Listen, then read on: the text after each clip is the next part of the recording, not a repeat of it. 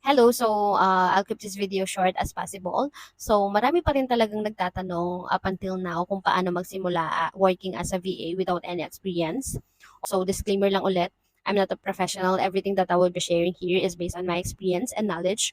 So, the first thing that you need to do to start working as a VA is you need to identify first what are the services, what are the skills that you are good at, what are the top four skills, and based on those skills, you need to choose one niche that is really related to those skills.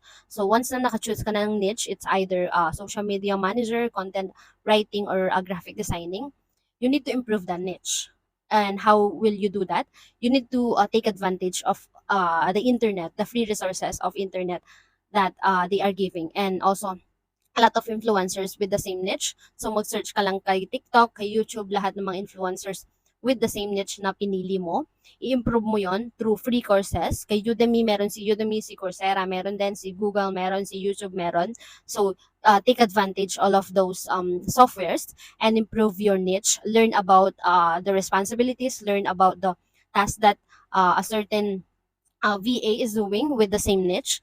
Alamin mo yung mga tools na ginagamit nila, kung may mga free version ba yan or may mga free services yan na pwede kang mag-login, login, then i-familiarize mo yung mga interface niyan, i-familiarize mo yung self mo about this niche, kung ano yung ginagawa, kung ano yung mga task na ginagawa with this niche.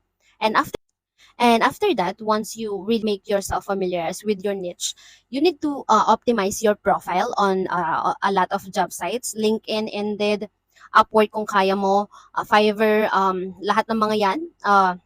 I-optimize mo yung profile mo as much as possible. Mag-spread ka ng mga keywords about this niche. Yung mga, may video ako about sa pag-optimize ng LinkedIn, so you can just check that. Optimize your LinkedIn profile, make it active, update your resume, know the things that you need to insert and the things that you must not insert on your resume. Update that. Research about the skills, ilagay mo lahat ng mga skills mo related those niche, yung mga software na na-try mo na confident ka kapag ipinagamit ni client sa'yo is kaya mong gawin. Then, last but not the least is you need to connect and reach out to the recruiters and to the job agencies na meron open position related sa niche mo. And pray. Yun lang.